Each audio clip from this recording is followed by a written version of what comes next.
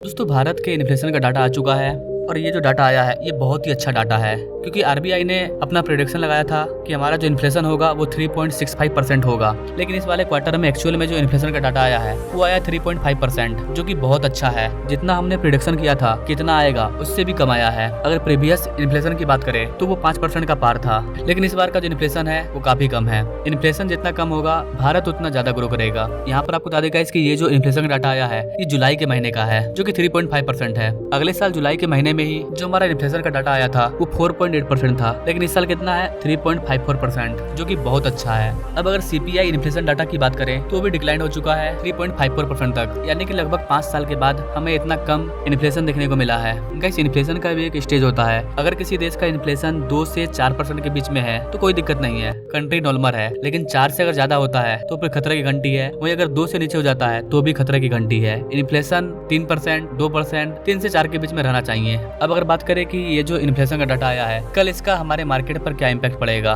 देखिए guys inflation का data काफी अच्छा आया है, आरबीआई काफी हैप्पी है। कल मार्केट में जो गिफ्ट निफ्टी होगा उस पर थोड़ा सा फोकस रहेगा। अगर ओवरऑल पूरे साल का इन्फ्लेशन कम आता है तो आरबीआई इंटरेस्ट रेट को कट करेगी। अगर इंटरेस्ट रेट में कटअप होगा तो लोगों को फायदा होगा। इंटरेस्ट रेट कट होने का मतलब है कि आपने अगर लोन लिया है, आप पर अगर 10% का इंटरेस्ट रेट लग रहा है तो हो सकता है कि वो 9% लगेगा, 8% लगेगा। अगर इंटरेस्ट रेट कम हो जाता है तो लोग लोन लेकर के भी मार्केट में पैसा लगा देते हैं, क्योंकि लोगों को लगता है कि 12%, 15% मार्केट में रिटर्न मिल ही जाएगा और बैंक को रिटर्न करना है 5%, तो भी 10% का फायदा हो जाएगा बिना पैसा का। तो मार्केट में कई सारी चीजें हैं जो कि मायने रखती है। अब ये तो आगे देखने को मिलेगा कि पूरे साल का इन्फ्लेशन कितना आता है। एक्चुअल में ग्राउंड रिपोर्ट में भारत में इन्फ्लेशन उतना भी कम नहीं है, महंगाई काफी ज्यादा बढ़ चुकी है, लेकिन अगर ओवरऑल पूरा साल का इन्फ्लेशन कम आता है, कंट्रोल में रहता है, तो फिर आरबीआई इंटरेस्ट रेट कट कर देगी। बाकी आप इन सारी चीजों के बारे में क्या करना चाहेंगे कमेंट जरूर करें। नाउ थैंक्स फॉर वॉचिंग, मिलेंगे नेक्स्ट वीडियो में एक नई अपडेट के साथ, तब तक के लिए जय हिंद।